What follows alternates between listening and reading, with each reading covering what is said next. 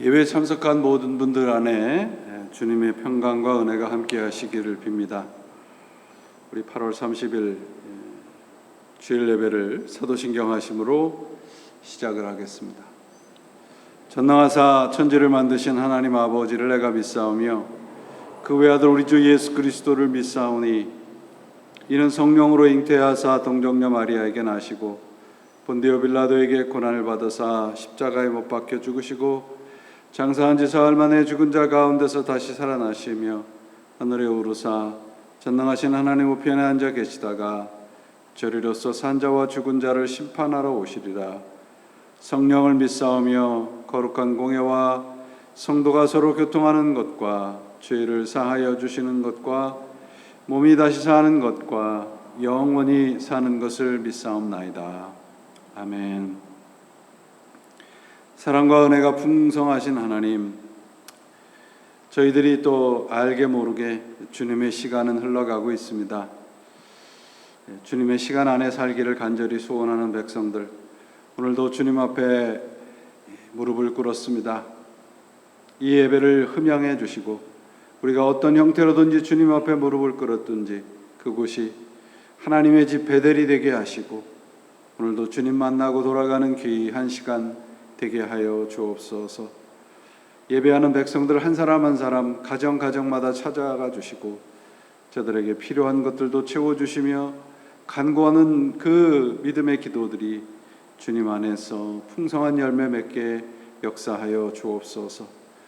하나님, 저희들 믿음으로 견딜 수 있도록 능력 위에 능력을 더하여 주시고 은혜 위에 은혜를 더하여 주옵소서. 그리하여 믿음으로 이겨나가는 당신의 자녀들로 만들어 주시고 온 교회가 하나님 앞에 나와 예배하는 그 시간까지 믿음으로 승리하는 당신의 자녀와 이 제단 되게 하여 주옵소서. 오늘도 주님께서 성령 가운데 역사해 주시고 말씀해 주시고 듣게 하시고 깨닫게 하시고 주님 앞에 결단하는 그런 놀라운 능력의 말씀들이 전해지고 전해받게 하여 주옵소서. 우리 구주 예수 그리스도 이름으로 간절히 기도합니다. 아멘.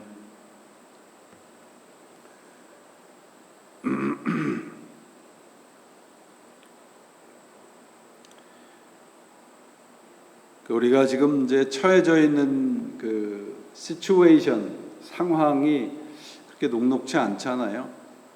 근데 같은 말 같은데 상황이라는 말과 현실이라는 말은 조금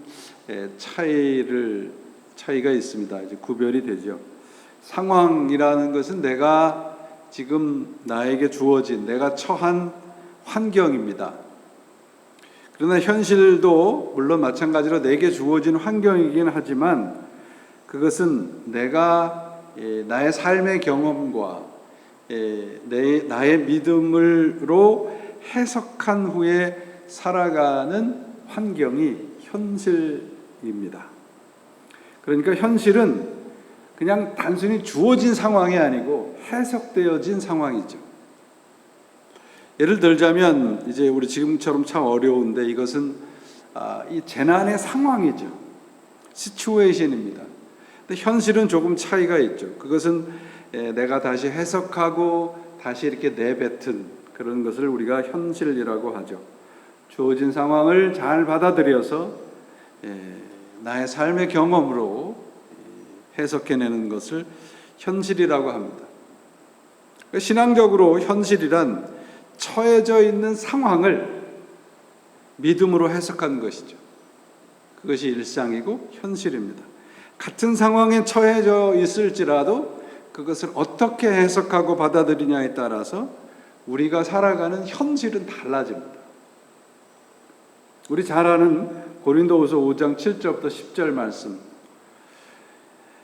우리가 사방으로 우겨쌈을 당하여도 쌓이지 아니하고 답답한 일을 당하여도 낙심하지 아니하며 핍박을 받아도 버림받지 아니하며 거꾸로 들음을 당하여도 망하지 아니하고 이런 말씀이 있습니다. 여기에 상황이라고 하는 것은 사방으로 우겨쌈을 당하고 답답함을 당하고 핍박을 받고 거꾸로 디림을 당하는 거예요.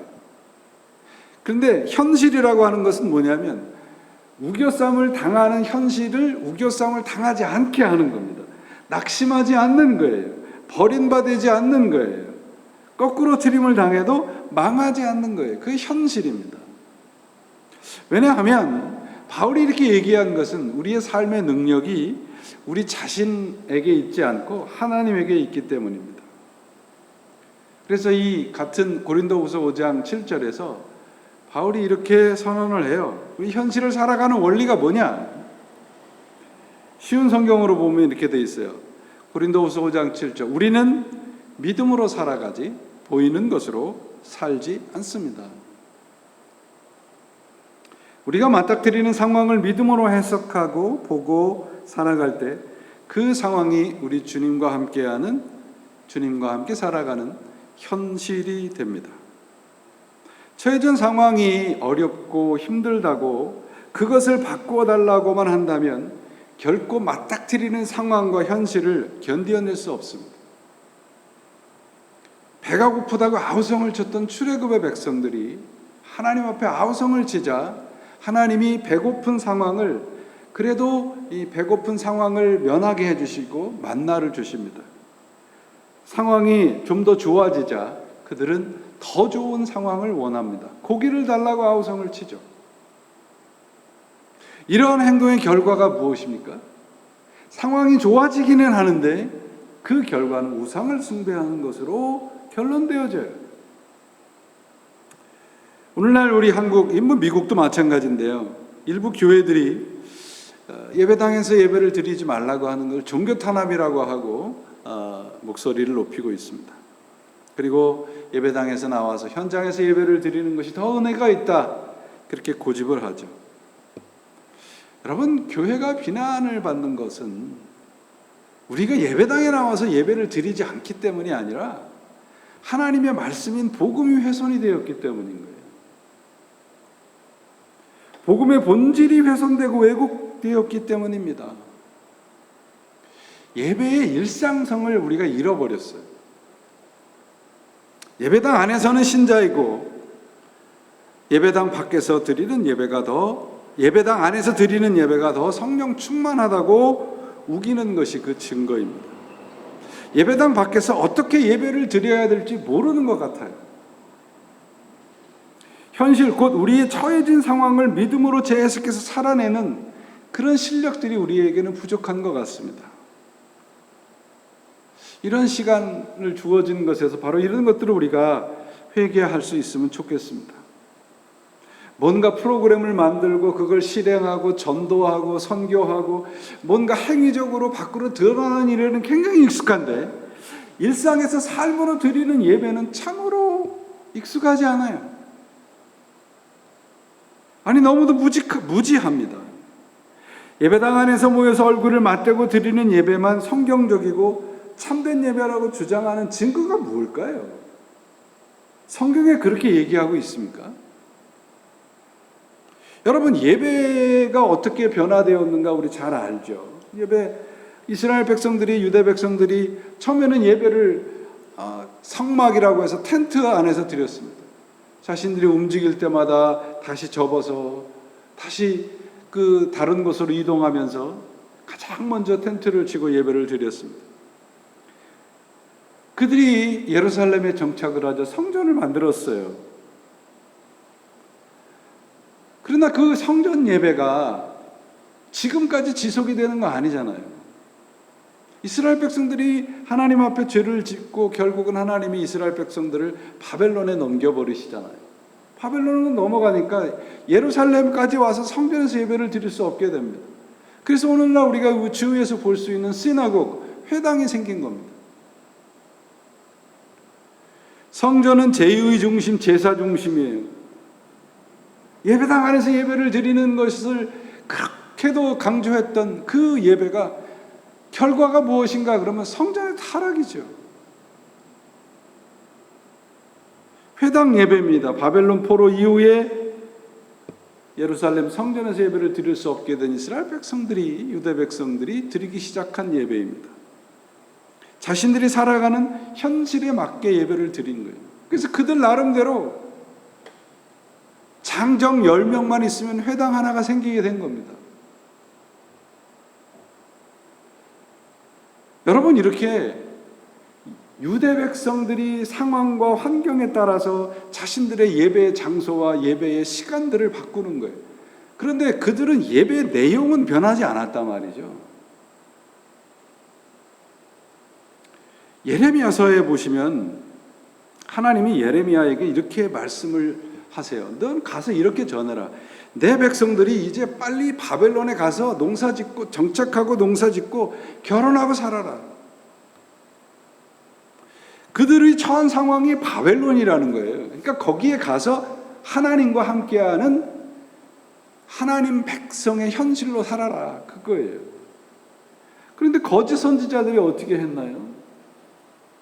저 예레미야는 지금 거짓말을 하고 있다고 아우성을 치죠. 그리고 백성들에게 애국심으로 호소를 합니다.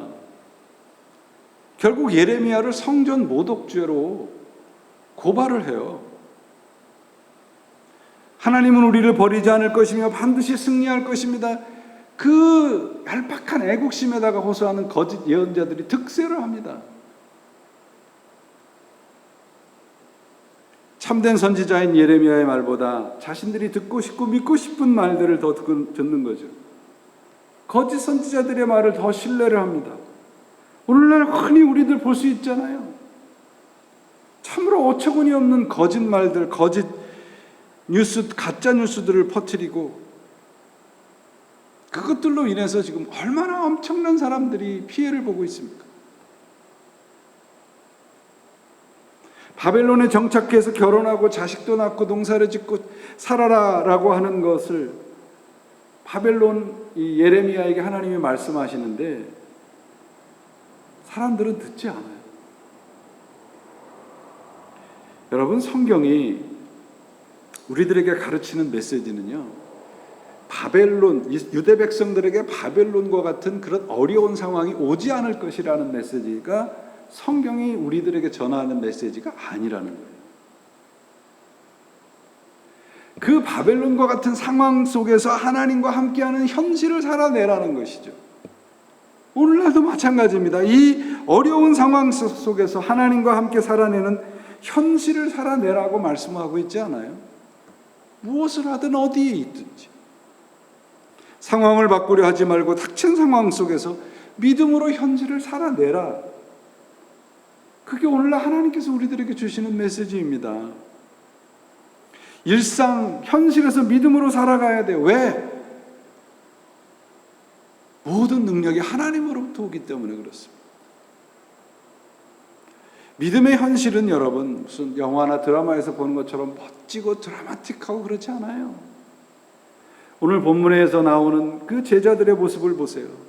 뭐 어디 멋있는 모습이 있나요? 그저 그냥 갈릴리에 가서 낙심한 모습으로 고기나 잡고 있고 밤새 고기를 잡아도 한 마리도 잡지 못하고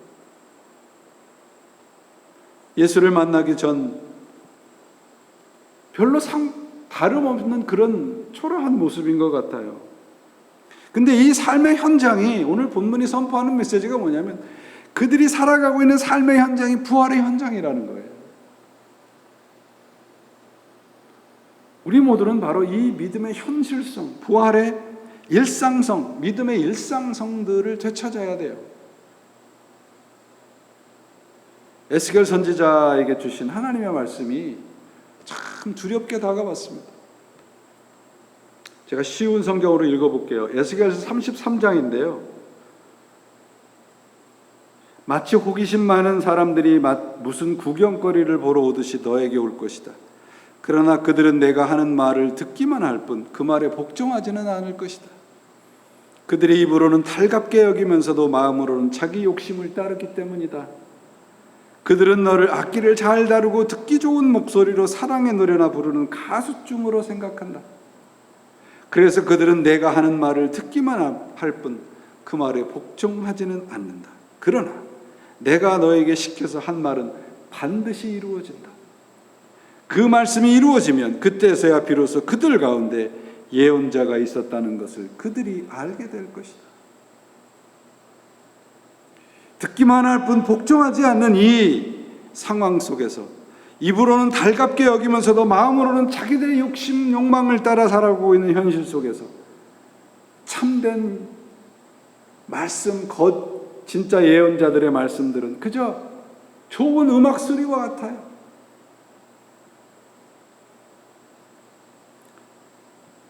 에스겔이 처한 상황과 오늘날과 뭐가 다릅니까? 저는 이 말씀을 보면서 우리 앞에 필요한 것이 정말 사무엘의 고백 같은 삶이 필요합니다. 말씀하십시오. 주의 종이 듣겠나이다.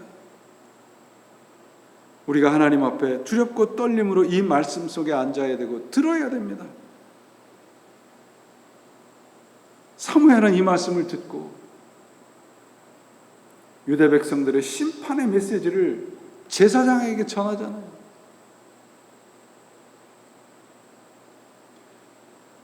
사도 바울이 말씀합니다. 고린도후서 13장 5절, 여러분은 자기가 믿음 안에 있는지를 스스로 시험해보고 스스로 검증해 보십시오. 여러분은 예수 그리스도께서 여러분 안에 계시다는 것을 알지 못합니까? 모른다면 여러분은 실격자입니다. 여러분, 우리가 처한 상황은 이 바이러스라고 하는 이 팬데믹 상황입니다. 그러나 우리의 현실은 in Christ입니다. 우리의 상황은 온라인 예배입니다. 그러나 우리의 현실은 그리스도와 함께 있습니다. 주님과 함께 드리는 예배입니다.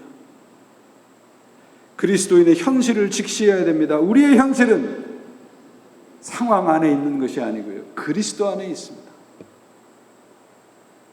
오늘 본문은 요한복음의 부록과도 같은 참으로 아름다운 내용의 말씀입니다. 요한복음 20장에서 사도 요한은 자신이 이 복음서를 쓴 그런 목적을 20장 31절에서 분명히 밝힙니다. 예수 그리스도요 하나님의 아들이심을 믿게 하고 그 이름을 힘입어서 생명을 얻게 하려 하심이라. 그리고 오늘 21장에는 예수님께서 부활하신 후에 세 번째 갈릴리에 가서 고기잡이를 하고 있는 7명의 제자들을 만나주시는 장면입니다. 디베랴 호숫가에 베드로와 예수께서 사랑하시는 제자, 그리고 7명의 제자가 모여 있습니다. 이 세 번째 상황은, 예수님이 부활 후에 세 번째 만나주시는 이 내용은 무엇을 우리들에게 선포하고 있나요? 본문을 읽으면서 좀 의아한 생각이 들었습니다. 왜냐하면 앞에서도 그런 모습이 없었던 건 아니지만 부활하신 예수님을 2번이나 만나고 확인까지 했습니다. 도마는 손가락까지 집어넣고 확인을 했어요. 그리고 진실로 하나님의 아들이십니다라고 하는 고백도 했어요. 그런데 이들은 마치 낙담하고 실망을 하고 낙향한 것처럼 보입니다. 자신들의 고향 갈릴리에 가서 고기를 잡고 있는 이 평범한 어부들의 모습은 예수님의 제자들의 모습으로 보이기에는 참 낯선 모습이죠. 부활하신 예수 그리스도를 만난 후의 모습 치고는 너무도 초라하죠. 너무도 평범합니다. 좀 더 멋있고 능력 있고 그런 상황과 그런 사람들을 기대를 했는데 성경은 그런 걸 이야기하고 있지 않단 말이죠. 그렇다면 오늘 본문이 성경이 우리들에게 선포하려고 하는 의도가 분명히 숨겨져 있는 거죠. 1절에 보시면 그 후에 예수께서 디베랴 호수에서 또 제자들에게 자기를 나타내셨으니, 이 그 후의 상황이 부활 이후입니다. 부활의 주님을 만난 후입니다. 그런데 그들은 갈릴리에서 고기를 잡고 있을 뿐입니다. 우리 잘 압니다. 마태복음에서 보시면 예수님께서 내가 부활한 후에 갈릴리로 가리라 그렇게 말씀을 합니다. 28장에서 그렇게 28장 10절에도 그런 말씀이 있고 26장에도 31절, 32절 말씀에 똑같은 내용이 있습니다. 갈릴리로 가라, 거기서 나를 보리라 그렇게 말씀을 하고 있고요. 내가 살아난 후에 너희보다 먼저 갈릴리로 가리라. 얼핏 읽으면 제자들에게 이렇게 얘기하는 것 같죠. 내가 부활할 터인데 빨리 갈릴리로 가서 나를 기다리라. 그런데 이 본문을 조금 살펴보시면 내가 먼저 갈릴리로 가리라라고 하는 이 말씀, 가리라 하는 이 말씀을 보면 원문에는 어떤 뜻이 있냐면 너희를 내가 데리고 가리라는 뜻을 가지고 있어요. 그러니까 예수님 따로 가고 제자들 따로 가서 거기서 만나는 것이 아니고요. 예수님이 제자들을 그곳으로 인도하시겠다 그 말입니다. 그러니까 갈릴리로 간다, 가리라는 그 말씀은 뭐예요? 예수님의 분명한 의도가 있다는 거예요. 내가 먼저 너희를 갈릴리로 이끌어 가리라. 언제? 부활한 후에. 그러면 이 장면, 본문의 장면을 우리가 이해할 수 있습니다. 이 말씀을 근거로 해서 보면 제자들에게 지금 여기 갈릴리에서 고기를 잡고 있는 이유가 뭔지를 설명하고 있는 거예요. 너희가 지금 땀 흘리면서 고기 잡고 있는 이 갈릴리, 여기가 부활의 현장이라는 거예요. 왜 갈릴리로 데리고 가셨는가? 그들의 삶의 현장이 부활의 현장이라고 하는 것을 보여주기 위함인 거예요. 부활한 후에 무슨 뭐 초월적이고 신비스럽고 사람들이 와 박수치는 그런 것이 부활의 증거가 아니라 우리의 삶의 현장에서 땀 흘리고 그리스도인으로 살아가는 게 바로 부활한 예수님을 만난 사람들이라는 것입니다. 부활이라는 엄청난 사건을 경험한 제자들이 낙심해서 고향으로 돌아가는 것이 아니라 예수님이 거기로 데려가는 거예요. 곧 부활이란 어떤 신비스럽고 초월적인 사건이 아니라 우리 일상의 자리에서 경험되는 것이라는 것입니다. 먼 미래에 일어날 부활이 아니라 일상이라고 하는 현실 속에서 경험되고 누리며 살아가는 것이 부활이라는 것을 가르치고 있어요. 대단히 중요한 것입니다. 이 어려운 시간을 살아가는 그리스도인들에게 주시는 메시지가 뭔가요? 일상 속에서 믿음으로 살라는 거예요. 믿음의 일상성과 부활의 일상성을 회복하라는 것입니다. 예배당에 모여서 확작짓걸하는 것이 아니고요. 내가 살아가고 있는 자리가 갈릴리, 정말 사람들이 주목하지 않는 그런 일을 할지라도 그곳에서 부활의 사람으로 살라는 것입니다. 왜 우리가 예배당에 모여야 된다고 아우성을 치는가요? 왜? 언제 어디서 우리가 예배를 드려도 하나님은 우리와 함께 계시는데요.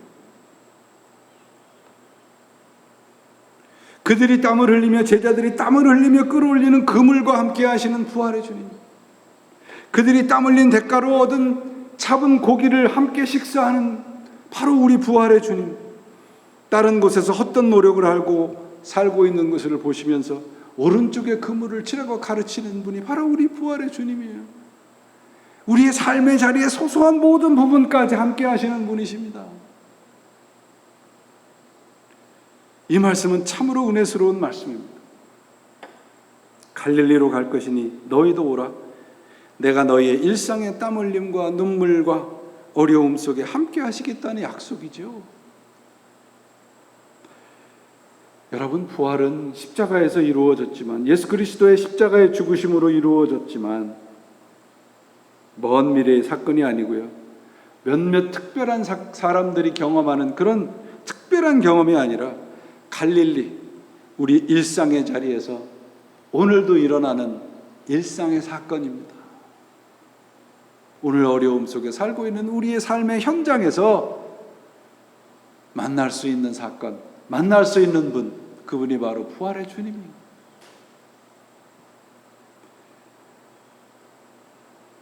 여기 보시면 그물이 찢어지도록 잡힌 물고기가 153마리다. 오른쪽에 그물을 내려라. 이 말씀의 상징적인 의미를 캐보는 것도 의미가 있을 것입니다. 그러나 저는 부활하신 주님께서 우리의 일상의 자리에서 나와 함께 땀 흘리며 나와 함께 식사하며 나와 함께 호흡하고 계시다는 것보다 더 중요하다고 생각하지 않습니다. 21장 12절에 보시면, 오늘 본문의 12절에 보시면 제자들과 함께 아침 식사를 하세요. 여러분, 이 아침 식사를 하는 이 부활의 예수님의 모습 속에서 무슨 십자가를 지고 가시기 직전에 장엄하고 정말 엄중한 그런 최후의 만찬의 모습이 떠오르시나요? 아닙니다. 오늘 나와 함께 식사하시고 나와 함께 호흡하시고 우리 일상의 자리에서 나와 함께 호흡하시는 부활의 주님의 모습을 볼 수 있잖아요. 부활은 우리의 소소한 일상의 자리까지 가지시고 오시는 장면이 오늘 본문이 주시는 메시지입니다. 일상 속에서 부활의 삶을 살라는 말씀인데, 그럼 우리가 어떻게 살아야 할까요? 저는 오늘 본문에서 디베랴 호수와 오른쪽에 그물을 내리라는 말씀 속에서 하나님의 메시지를 찾으려 합니다. 디베랴 호수는 갈릴리 호수를 말합니다. 같은 장소 다른 이름이죠. 히브리 말로 갈릴리라는 이 지명의 이름의 뜻이 뭐냐면 고리라는 뜻입니다. 연결고리. 갈릴리로 가라 하신 예수님의 말씀은 어쩌면 부활과 우리 일상의 자리에 연결고리가 갈릴리로 가라는 말씀의 의미가 아닐까 생각을 해봅니다. 즉 삶의 현장에서 부활의 주님과 연결고리로 살라는 것이죠.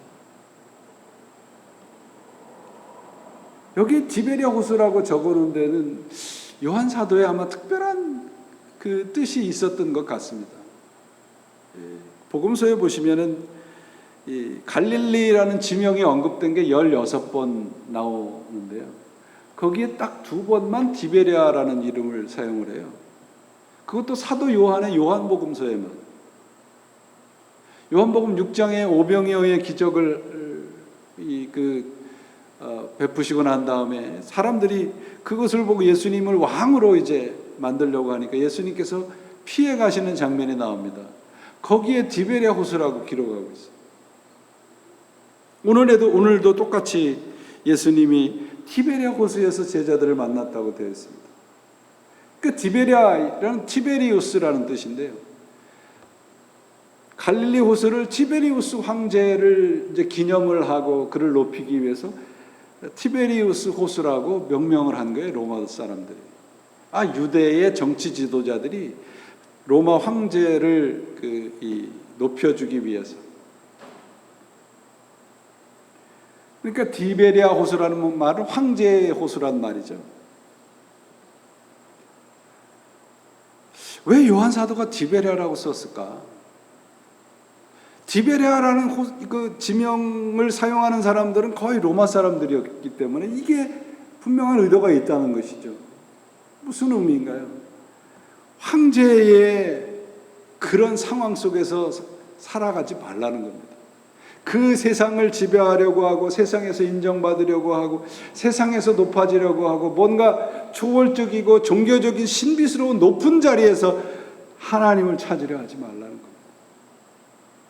갈릴리 곧 우리의 일상과 그리스도가 연결된 연결고리, 그곳에서 하나님을 찾을 때 우리는 진정한 부활의 주님을 만날 수 있다는 것이죠. 황제의 논리, 세상의 논리는 무엇입니까? 커지고 높아지고 섬김을 받으려는 것이죠. 그게 디베랴입니다. 부활의 예수님과 연결될 일상의 삶과는 다르죠. 그거 버리고 우리와 함께 식사하시고 우리와 함께 땀 흘리시고 우리와 함께 울어주시고 우리와 함께 웃어주시고 우리와 함께 위로해 주시는 그분과 연결되어서 살라는 말씀입니다. 그래서 경고의 말씀으로 우리들에게 거기가 어디냐면 디베랴 호수다 말이에요. 황제의 논리가 판을 치고 있는 곳이라는 것이죠. 그곳에서 우리의 상황이 디베랴 호수와 같을지라도 갈릴리의 그 예수님과 연결고리의 삶을 살아내라는 것입니다. 상황이 아니라 예수 그리스도와 연결된 현실을 살아가는 모습을 보여줘야 합니다. 이것이 교회고 그리스도인입니다. 일상과 이웃과 세상과 복음의 연결고리로 살아가야 되는 것이 그리스도인이죠. 상황과 상관없이 그리스도 안에서 그분과 연결된 삶을 살아가야 됩니다. 디베랴라고 하는 것은 바로 욕망이 목적이 되는 곳입니다. 그러나 갈릴리는 부활과 우리네 일상이 연결된 자리입니다. 초라해도 괜찮습니다. 아무도 주목하지 않아도 괜찮습니다. 아무도 인정해 주지 않아도 괜찮습니다. 그러나 그 자리가 주님과 연결된 자리라면 바로 그 자리가 승리의 자리입니다.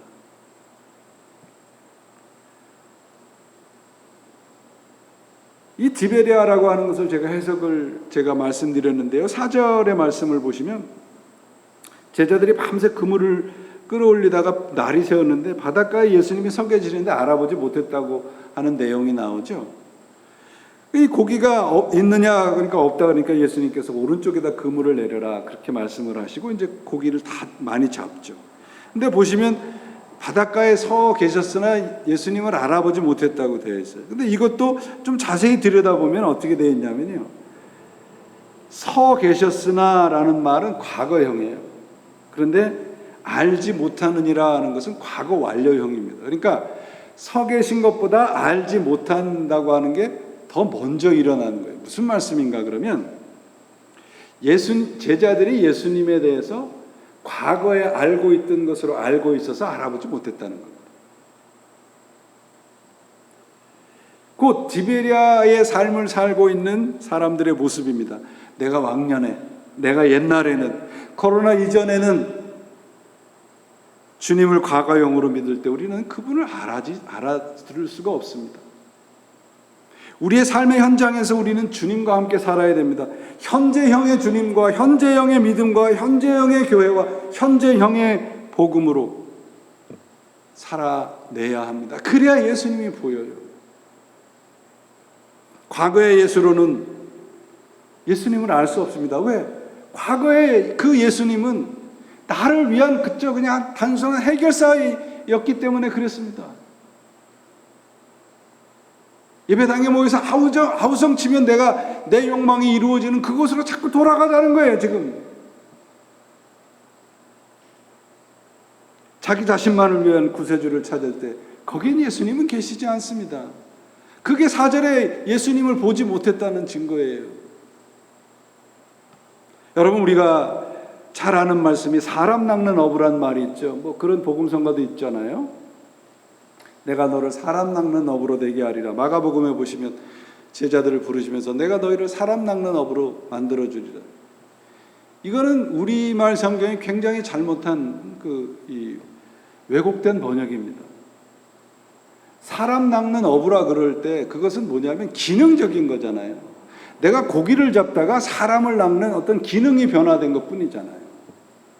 그리고 사람 낚는 어부라 그랬을 때 그 말은 내가 뭔가 해서 얻는 거예요. 그래서 전도할 때 많이 쓰잖아요. 우리가 사람 낚는 어부가 됩시다. 사람 낚는 교회가 됩시다. 그런데 여러분, 사람을 낚는다 할 때 주체가 내가 되면 결국은 나 자신을 위해서 낚는 거거든요. 그런데 이 원문을 보시면요, 사람 낚는 어부가 아니라 사람의 어부가 되라고 돼 있어요. 나는 없는 거예요. 상대방을 위한 존재가 되라는 것입니다. 이게 그리스도인이에요. 이게 제자예요.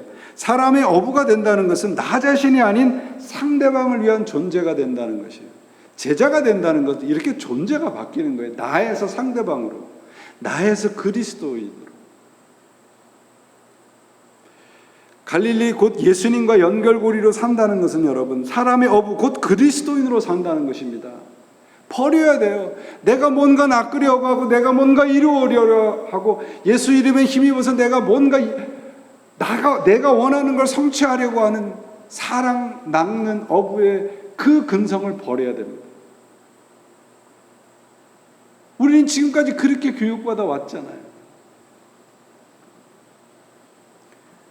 내가 무엇을 하기 위해서 예수를 이용했다면 지금은 아니어야 합니다. 우리 주님은 우리를 사람의 업으로 부르신 right now, 이 현재의 자리에 우리와 함께 일상을 살고 계시는 분이십니다. 이것이 오른쪽에 그물을 던지라는 말씀의 의미입니다. 오른쪽에 그물을 던졌더니 그물이 터지도록 많은 것을 잡았다. 그러니 우리도 오른쪽에다가 뭔가 하면 내가 원하는 것을 많이 얻을 수 있다. 그건 가짜예요, 여러분.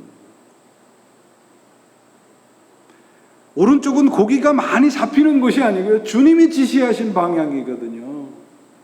주님의 말씀대로 했더니 대박이 났다라는 말은 우리 인간들이 만들어 놓은 얘기예요. 우리의 무기력하고 우리의 습관적인 삶을 버리라는 것입니다. 잠자는 영혼을 깨우라는 것이에요. 과거에서 현재로, 나에서 이웃으로, 디베리아에서 갈릴리로, 욕망이 아니라 섬김으로 방향을 바꾸라는 거예요. 그게 제자들에게 오른쪽에 그물을 내리라는 말씀입니다. 오늘 우리들에게도 똑같은 말씀을 하잖아요. 사랑하는 교우 여러분, 구약의 예언자들의 말씀을 살펴보시면 그 예언자들, 하나님이 전하라고 하는 예언자들의 메시지는요, 사람들이 원하는 방향으로 상황을 바꾸어 달라는 메시지는 없습니다. 망하지 않게 하소서, 망하지 않게 하소서, 그렇게 울부짖었음에도 하나님은 망하게 하세요. 그리고 예언자들에게 망하게 될 것이라는 말씀을 전하라고 하십니다. 상황을 바꾸어 달라고 해도 그런 상황, 바뀐 상황이 올 거라고 하는 장밋빛 메시지를 전하는 것들은 다 거짓 예언자들이었습니다.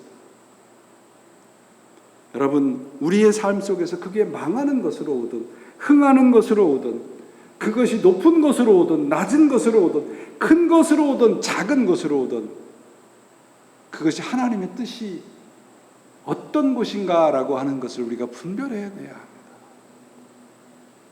그래서 아까 제가 에스겔 선지자의 말씀에도 나와 있듯이 예언자들의 말씀은 뭐예요? 상황이 변화되는 게 아니라 우리가 처해져 있는 상황 속에서 누가 진정한 참된 예언자의 말씀이라고 하는 것을 분별하게 될 것이다. 너희가 반드시.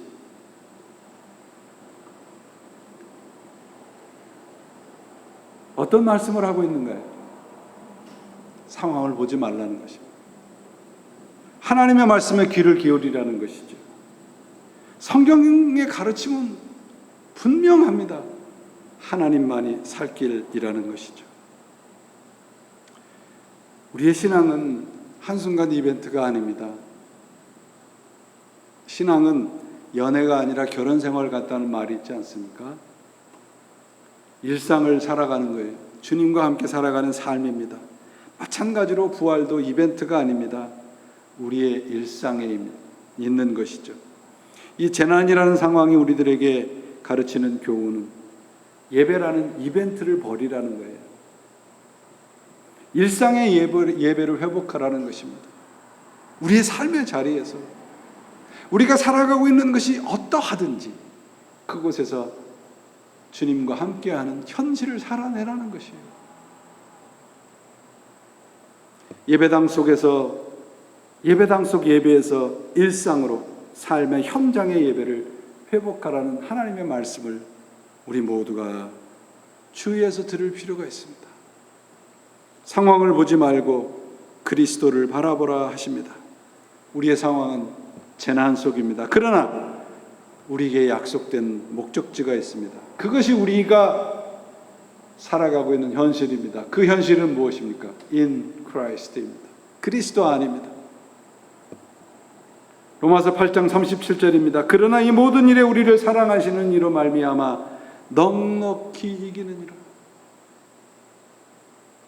이 말씀도 원문을 보시면 그러나가 아니에요. 절대로 그렇지 않다. 모든 그 어떤 상황이 나에게 닥칠지라도 우리를 사랑하시는 그분의 힘입어서 우리는 넉넉히 이길 것이다.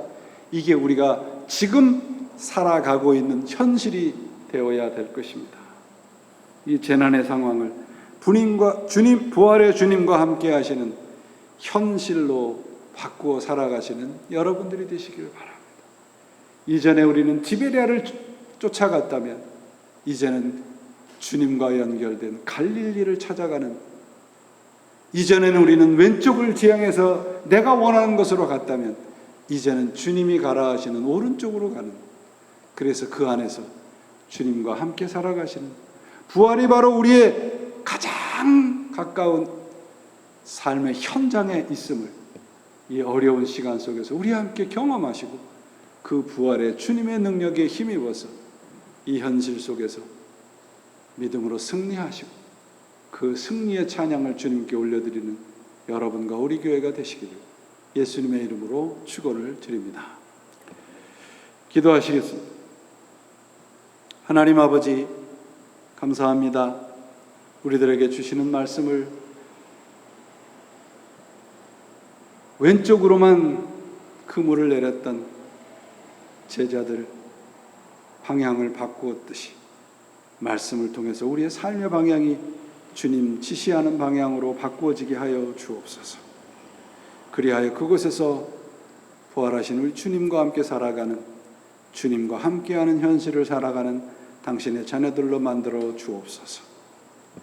이제는 우리 주 예수 그리스도의 은혜와 하나님 아버지의 사랑과 성령의 감화 감동하심과 교통하심이 주님의 말씀을 붙잡고 이 재난의 상황을 주님과 함께 이겨가는, 주님과 함께하는 현실의 삶을 살기를 결단하는 이 재단과 당신의 자녀들 위해 지금으로부터 영원히 함께 하시기를 간절히 축원하옵나이다. 아멘.